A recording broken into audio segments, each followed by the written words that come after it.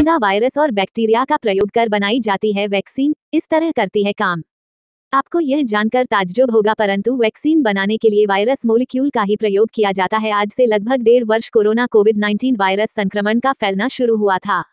चीन के वुहान शहर में इसका सबसे पहला संदिग्ध मरीज पाया गया और देखते ही देखते बहुत कम समय में इस वायरस ने पूरी दुनिया को हिलाकर रख दिया।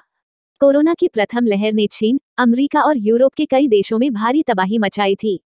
भारत, न्यूजीलैंड सहित कुछ देश जिन्होंने समय रहते कंप्लीट लॉकडाउन लगा दिया था, वहां इसका असर न्यूनतम रहा। हालांकि कोरोना की दूसरी लहर ने सभी सुरक्षा इंतजामों को धत्ता बताते हुए अनगिनत लोगों से उनका जीवन छीन लिया। वर्ष 2020 में कोरोना के बढ़ते प्रकोप की संभावनाओं के चलते उसी वक्त पूरी दुनिया के कई देशों में शोधकर्ताओं ने वैक्सीन बनाने की शुरुआत कर दी थी और आज लगभग 10 से अधिक वैक्सीन दुनिया में मौजूद हैं, जिन्हें अलग अलग देशों में वायरस की रोकथाम करने के लिए प्रयोग किया जा रहा है। परंतु क्या आप जानते हैं कि वैक्सीन किस तरह तैयार होती है? आपको यह जानकर ताज्जुब होगा, परंतु वैक्सीन बनाने के लिए वायरस मोलिक्यूल का ही प्रयोग किया जाता है। इस वक्त वैक्सीन बनाने के लिए कई टेक्निक्स मौजूद हैं, परंतु उनमें सबसे अधिक कॉमन टेक्निक यही है कि वैक्सीन में वायरस के एक अंश को केमिकल्स के जरिए डीएक्टिवेट कर दिया जाता है। इसके बाद उन्हें संतुलित मात्रा में शरीर के अंदर प्रवेश करवाया जाता है और धीरे धीरे शरीर में उन वायरस के प्रति प्रतिरोधक क्षमता विकसित हो जाती है। इस टेक्निक को हम इन बिंदुओं में समझ सकते हैं। सबसे पहले वायरस को सेल्स में अनुकूल वातावरण बनाकर बढ़ाया जाता है। यदि बैक्टीरिया के लिए वैक्सीन बनानी है तो पेटी डिश या बायोरिएक्टर में बैक्टीरिया को पनपाया जाता है। इन सेल्स और बायोरिएक्टर के जरिए पनपाए गए वायरस या बैक्टीरिया के अंदर ही एंटीजेंस बनने लगते हैं, जिन्हें एक खास टेक्निक के जरिए अलग कर लिया जाता है। आमतौर पर ये प्रोटीन या डीएनए मॉलिक्यूल्स होते हैं, जिनकी पहचान कर उनका उपयोग किया जाता है। कई बार अनुकूल वातावरण मिलने के कारण ये वायरस और बैक्टीरिया म्यूटेशन के जरिए अपनी ही नई प्रजातियां भी विकसित करने का प्रयास करते हैं, जिसके कारण एंटीजन में उन नई प्रजातियों के खिलाफ भी प्रतिरोधक क्षमता विकसित हो जाती है। आखिर में इन एंटीजेंस की पहचान कर वैक्सीन बनाने के लिए आवश्यक दूसरी चीजों के साथ एक साथ मिलाकर वैक्सीन बनाई जाती है। इसके बाद इन वैक्सीन्स को जानवरों पर टेस्ट किया जाता है। जानवरों पर परीक्षण सफल रहने के बाद उन्हें इंसानों पर टेस्ट किया जाता है। सभी प्रयोगों में सफल रहने के बाद इन वैक्सीन्स का औद्योगिक उत्पादन शुरू कर आम जनता तक पहुंचाया जाता है। एक बार शरीर में पहुंचने के बाद शरीर में मौजूद व्हाइट ब्लड सेल्स वायरस और बैक्टीरिया की डेड सेल्स के विरुद्ध अपनी जंग छेड़ देते हैं और बहुत जल्दी शरीर में उन वायरस के खिलाफ प्रतिरोधक क्षमता विकसित हो जाती है।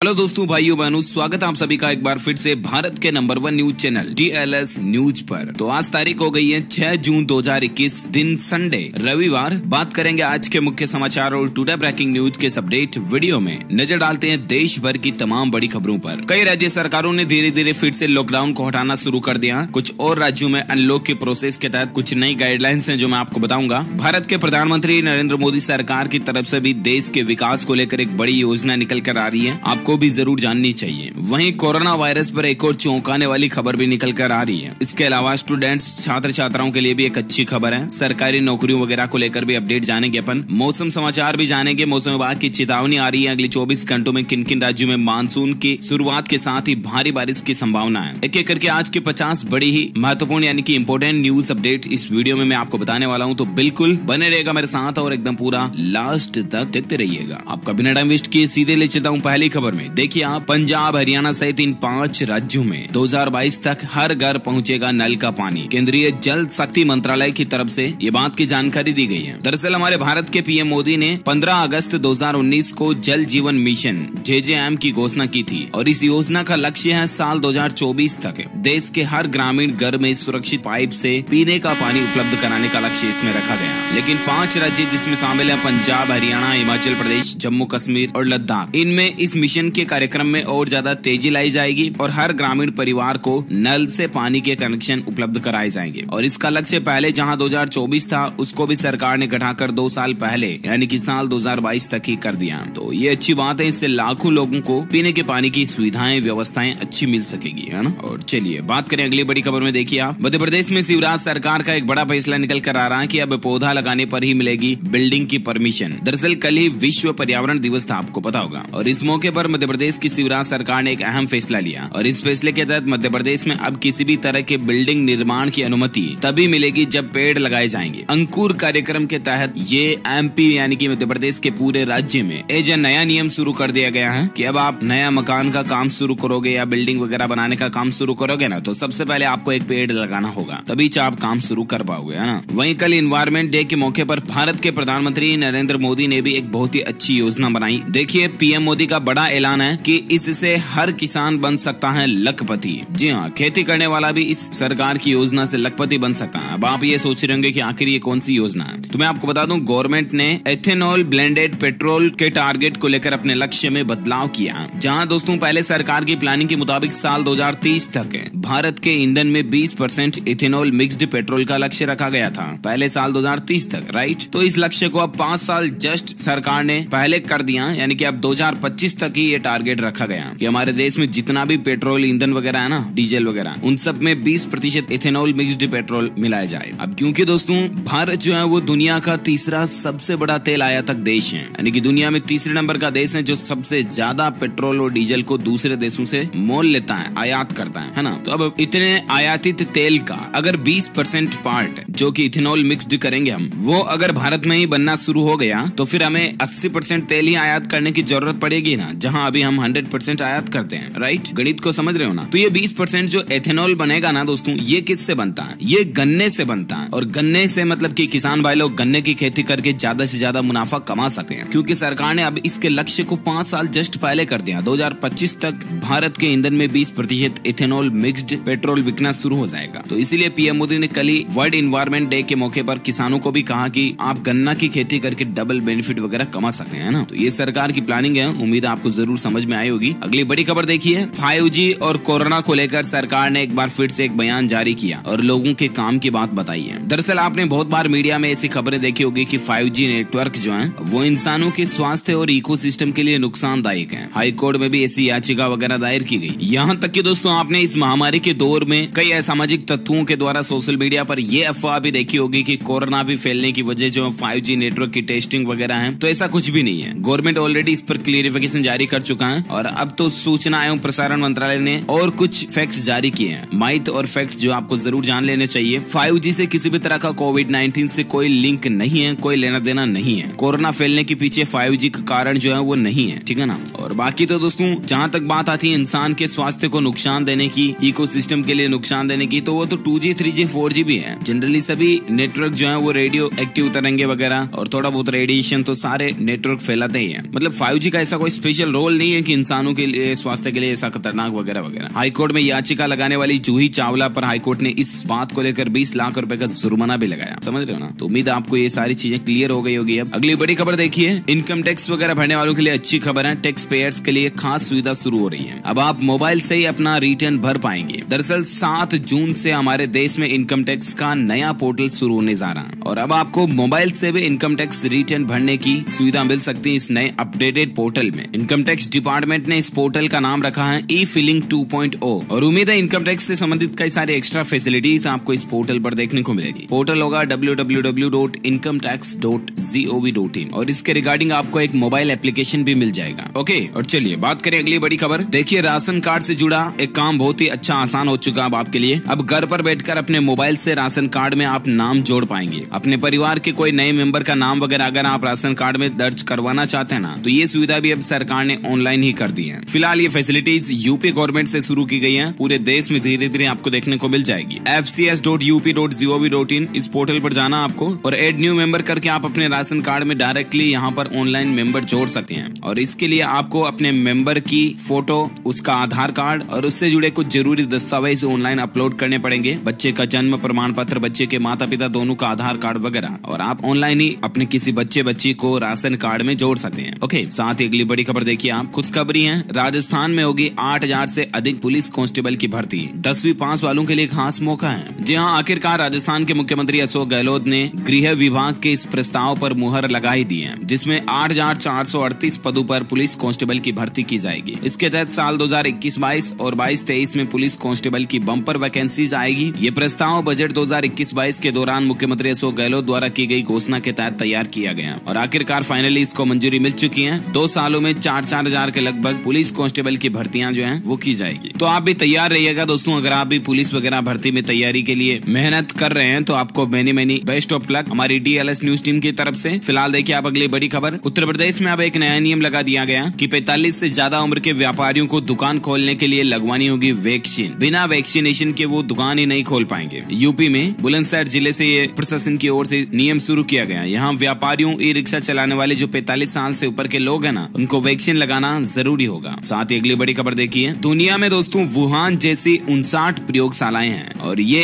एक सबसे बड़ा कारण हो सकता है कि वायरस फैलने जैसे हादसों का खतरा जो हमारी इंसानियत जाति पर बढ़ रहा है। जी हाँ, यानी कि दोस्तों चीन की वुहान लैब से जो आपको पता होगा कि कोरोना वायरस लीक हुआ, वहां पर मतलब कुछ एक्सपेरिमेंट करने के चलते कोरोना वायरस जो दुनिया में फैल गया। ये बातें तो आपने काफी सुनी होगी। तो आपको बता दूं वुहान की तरह ही जो सीक्रेट बायोलॉजिकल काम करने वाली जो लेबोरेटरीज है ना, वो 59 हैं और जानकारों का मानना है कि इन प्रयोगशालाओं की ज्यादा संख्या से वायरस फैलने का डर भी ज्यादा बना रह सकता है। साथ ही अगली बड़ी खबर देखिए। कोटक महिंद्रा ग्रुप ने ऐलान किया है कि अगर उनके एम्प्लॉय की किसी की जान चली जाएगी तो 2 साल तक उनको सैलरी मिलती रहेगी, यानी कि उनके परिवार को, और इसके अलावा इंश्योरेंस कवर वगैरह का लाभ भी उनको मिलेगा। अगर उसके किसी एम्प्लॉय की जान 1 अप्रैल 2020 से 31 मार्च 2022 तक के बीच में होती है तो फिर उनके परिवार को कंपनी 2 साल तक की पूरी सैलरी का भुगतान करेगी। ये कोटक महिंद्रा ग्रुप की तरफ से बड़ा ऐलान किया गया है। साथ ही अगली बड़ी खबर देखिए। पंजाब में कोविड-19 से अनाथ हुए 23 बच्चे और सरकार इनको 1500 रुपए मासिक पेंशन देगी और फ्री शिक्षा वगैरह भी देगी। साथ ही अगली बड़ी खबर देखिए। बिहार राज्य में जल्द ही पावर कट की समस्या से आपको राहत मिलेगी। अब ब्रेकडाउन होने पर भी आपकी बिजली नहीं जाएगी। आखिर नया प्लान क्या है तो मैं आपको बता दूं। बिहार की जनता को अब बिजली जाने की यानी कि पावर कट की समस्या से जल्द ही छुटकारा मिलने वाला है। दरअसल अब बिजली की एक ऐसी रिंग यूनिट तैयार करने में लगी है सरकार, जिससे कि अगर किसी सब स्टेशन में ब्रेकडाउन भी होता ना तो उस इलाके में दूसरे से तुरंत बिजली पहुंच सके। इस प्लान को राजधानी पटना से लेकर पूरे राज्य में लागू करने के लिए पूरा खाका तैयार कर लिया गया और अब सरकार ने इसको मंजूरी भी दे दी है। यानी कि दोस्तों बिहार में पूरी जितनी भी बिजली की लाइन्स हैं, पोल हैं, उन सब में ये जो दोस्तों अल्टरनेटिव लाइन्स लगाई जाएगी। जैसे कि किसी एक मोहल्ले में अगर कोई गड़बड़ी है ना तो उस मोहल्ले में बिजली बंद करने की जरूरत ही ना पड़े, और उसमें बंद करने की जरूरत पड़ी भी तो भी पास वाले मोहल्ले में, दूसरे शहर में, दूसरे गाँव में उसके कारण से बिजली बंद नहीं होगी। डायरेक्ट कनेक्शन किए जाएंगे सभी का, है ना। तो ये बिहार गवर्नमेंट की एक नई प्लानिंग है, अच्छी बात है। साथ ही अगली बड़ी खबर देखिए आप। हिमाचल प्रदेश में 12वीं की परीक्षाएं रद्द हो चुकी हैं। CBSE के जैसे ही प्रमोट किए जाएंगे छात्र। आगामी आदेशों तक शिक्षण संस्थान यानी कि स्कूल, कॉलेज वगैरह भी बंद रहेंगे। अगला अपडेट देखिए दोस्तों।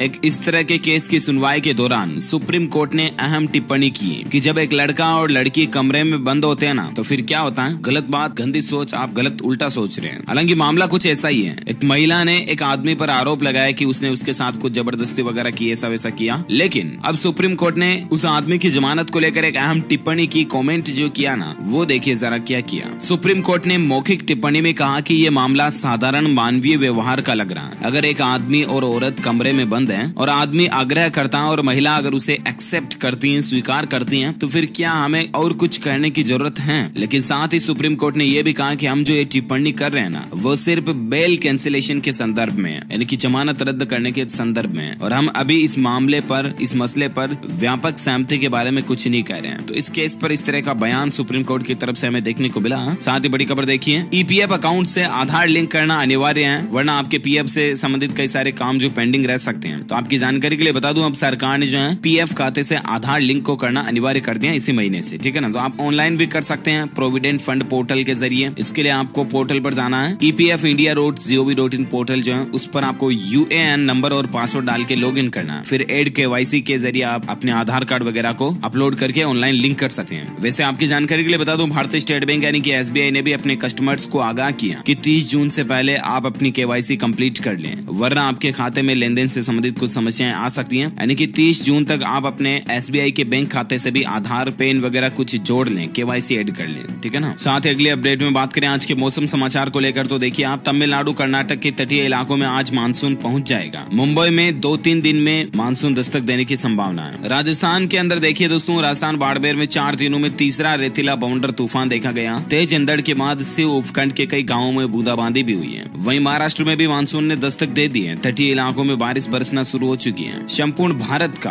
आज 6 जून 2021 का मौसम पूर्वानुमान आखिर क्या कहता है, तो मैं आपको बता दूं अगले 24 घंटों के दौरान पूर्वोत्तर भारत, केरल, तटीय कर्नाटक और तमिलनाडु के अलग अलग हिस्सों में हल्की मध्यम बारिश आपको देखने को मिल सकती है। अच्छा, इसके अलावा महाराष्ट्र, कोंकण, गोवा, गुजरात, दक्षिण पूर्व राजस्थान, तेलंगाना, रायलसीमा, तटीय आंध्र प्रदेश, सिक्किम, उप हिमालय, पश्चिम बंगाल, छत्तीसगढ़, उड़ीसा और उत्तर प्रदेश के कुछ अलग अलग हिस्सों में भी हल्की फुल्की बारिश अगले 24 से 48 घंटों के दौरान हो सकती है। चलिए साथ ही अगले अपडेट में बात करें दोस्तों, कुछ कोरोना वायरस से संबंधित बड़ी खबरों पर नजर डालते हैं। देखिए आप, इस साल हज यात्रा होगी या नहीं, केंद्रीय मंत्री मुख्तार अब्बास नकवी बोले कि सऊदी अरब सरकार को यह फैसला करना होगा। और देखते हैं सऊदी अरब की तरफ से क्या अपडेट आता है इस हज यात्रा पर, मैं आपको बता दूंगा। वैसे आपको बता दूं, इंडोनेशिया ने लगातार दूसरे साल हज यात्रा को रद्द कर दिया। साथ ही अगली बड़ी खबर देखिए, कैबिनेट की बैठक में अहम निर्णय लिया गया। हिमाचल प्रदेश में 14 जून तक कोरोना कर्फ्यू को यानी कि लॉकडाउन वगैरह को बढ़ा दिया गया। अभी तक बसें वगैरह नहीं चलेगी, सप्ताह में 5 दिन ही दुकानें खुली रहेगी। ये हिमाचल प्रदेश सरकार यानी कि हिमाचल के मुख्यमंत्री जयराम ठाकुर की अध्यक्षता में जो कैबिनेट की बैठक हुई उसमें निर्णय लिया गया है। जानकारी ज्यादा आप स्क्रीन पर देख सकते हैं। वही देखिए, उत्तर प्रदेश सरकार ने अंतर्राज्यीय बसों की आवाजाही पर 15 जून तक रोक को बढ़ा दिया। 15 जून तक यूपी में किसी दूसरे राज्य से बसें नहीं आ जा सकेगी, है ना। साथ ही देखिए, फेक न्यूज एक्सपोज। देखिए आपकी WHO ने अपनी गलती मानते हुए कोरोना वायरस को सीजनल वायरस बताया। ये बात सोशल मीडिया पर वायरल हो रही है, लेकिन इस दावे की सच्चाई तक जब हम पहुंचे तो पता चला दोस्तों कि ये बात गलत है, फेक न्यूज है। सोशल मीडिया पर जो इस तरह का दावा किया जा रहा ना, वो यूं ही गप है, अफवाह है। WHO की तरफ से ऐसा कुछ भी नहीं कहा गया। साथ ही अगली खबर देखिए, राजधानी दिल्ली में पिछले 24 घंटों में 404 नए संक्रमित केस देखे गए, 60 की मौत हुई। पॉजिटिविटी रेट 0.53% से भी कम चल रहा है। और इसके बाद देखिए, दिल्ली सरकार ने कुछ बड़े फैसले लिए। दिल्ली में अब दुकानें, मॉल वगैरह खुलना शुरू होने जा रही है। 50% क्षमता के साथ मेट्रो भी चलेगी। दिल्ली गवर्नमेंट की तरफ से कुछ नई गाइडलाइंस लागू की गई है। राजधानी दिल्ली NCR में सोमवार से मेट्रो सर्विस भी शुरू होने जा रही है। और मेट्रो में बैठने से पहले आपको कुछ खास सलाह दी गई है सरकार की तरफ से, जो आपको जरूर जान लेनी चाहिए। अब दिल्ली में रियायतों वाला लॉकडाउन रहेगा, यानी कि अनलॉक की प्रोसेस शुरू हो चुकी है। ऑड इवन फॉर्मूले से बाजार खुलेंगे। 50% क्षमता के साथ मेट्रो चलेगी। केजरीवाल बोले कि दोस्तों अगले पीक में 37,000 संक्रमित जो हमें मिल सकते हैं, और इसीलिए पहले से तैयारियां शुरू करके चलना होगा। दिल्ली मेट्रो में अगर अब आप सफर करते हैं दोस्तों, तो यहाँ पर आपके लिए कुछ नए नियम लागू होंगे। एक तो मेट्रो में आधे लोग ही बैठने की अनुमति होगी। मास्क लगाना जरूरी होगा। मेट्रो में बैठने से पहले आपकी थर्मल स्क्रीनिंग की जाएगी, आपका टेम्परेचर चेक किया जाएगा। बिना मास्क अगर आप मेट्रो में बैठ जाते हैं तो आपको जुर्माना भी भरना पड़ेगा। मोबाइल में आरोग्य सेतु ऐप इंस्टॉल करना जरूरी होगा। तो ये कुछ रूल्स आपको फॉलो अप करने होंगे। ओके, भारत में कोरोना के ताजा आंकड़ों की बात करें ना, तो देखिए पिछले 24 घंटों के दौरान 1,13,000 नए मामले देखे गए। और उसके बाद अभी भारत में कुल संक्रमितों की संख्या 2,88,00,000 पहुंच चुकी है। एक्टिव केस अभी 14,74,000 चल रहे हैं। पिछले 24 घंटों में 2669 लोगों की भारत में मौत हुई। 3,46,772 कुल भारत में इस वायरस के कारण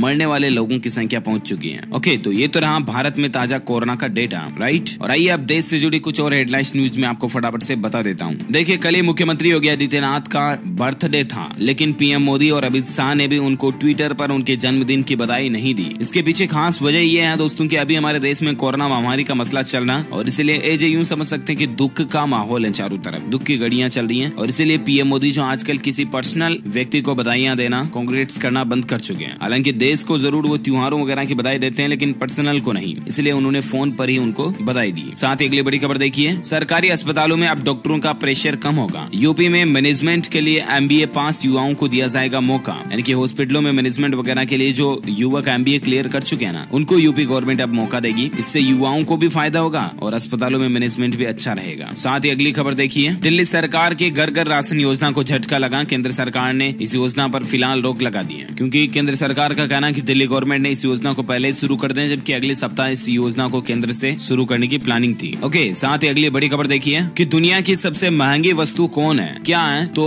अब मंगल की जो धूल है ना, वो दुनिया की सबसे कॉस्टेस्ट थिंग बनेगी, सबसे एक्सपेंसिव सोइल। 9 अरब डॉलर खर्च करके लाल ग्रह से नासा जो है मंगल ग्रह से धूल लाने जा रही है, और वो इस दुनिया की सबसे महंगी चीजों में से एक होगी। साथ ही अगली बड़ी खबर देखिए दोस्तों, 15 जून तक इन राज्यों में दस्तक दे देगा मानसून। महाराष्ट्र और राजस्थान में तेज बारिश की तो चेतावनी आई है। मौसम विभाग की तरफ से ये अलर्ट आ रहा कि 15 तारीख तक किन किन राज्यों में मानसून पहुंच जाएगा, तो उसमें शामिल है उड़ीसा, झारखंड, पश्चिम बंगाल और बिहार तक मानसून के मौसम के 15 जून तक पहुंचने की संभावना है। ओके, साथ ही अगली खबर देखिए, अब 7 दिनों के अंदर अंदर बीमा के दावों का निस्तारण करना जरूरी होगा, क्योंकि पहले 30 दिन का वक्त लग रहा था। दरअसल बात कुछ यूं कि प्रधानमंत्री जीवन ज्योति बीमा योजना के तहत लंबित दावों का निस्तारण अब सिर्फ 7 दिनों में हो सकेगा। पहले इस काम के लिए 30 दिन लग रहे थे, है ना। ये नई व्यवस्था शुरू की गई है। साथ ही अगली बड़ी खबर देखिए, कोरोना वायरस की जो अभी दूसरी लहर आई ना दोस्तों, इस लहर में में 646 डॉक्टरों की मौत हुई है। IMA की तरफ से ये डेटा निकल कर आ रहा है, इंडियन मेडिकल एसोसिएशन का ये कहना है। साथ ही अगली खबर देखिए, मुख्यमंत्री हेमंत बिस्वा शर्मा ने रेमोना को किया असम का छठा नेशनल पार्क घोषित वर्ल्ड एनवायरमेंट डे के मौके पर। ओके, जीके के हिसाब से ध्यान में रखिएगा इन चीजों को। साथ ही खबर देखिए, तेलंगाना में 19 जिला मुख्यालयों और बड़े अस्पतालों में डायग्नोस्टिक सेंटर बनाएगी सरकार, मुफ्त में होगा कोविड-19 समेत 57 टेस्ट। तो ये भी तेलंगाना सरकार की अच्छी पहल है। साथ ही अगला अपडेट देखिए, मेधावी छात्र छात्राओं को मुख्यमंत्री अशोक गहलोत की नई सौगात देखिए, आर्थिक रूप से कमजोर छात्रों के लिए अनुप्रति कोचिंग योजना शुरू की गई है। दरअसल जो प्रतियोगी परीक्षाओं की तैयारी कर रहे हैं, होशियार छात्र हैं, लेकिन अगर आर्थिक रूप से कमजोर हैं वे, तो उनके लिए सरकार ने फ्री कोचिंग सुविधा शुरू की है, जिसका नाम रखा गया अनुप्रति कोचिंग योजना। और इस योजना के तहत उनको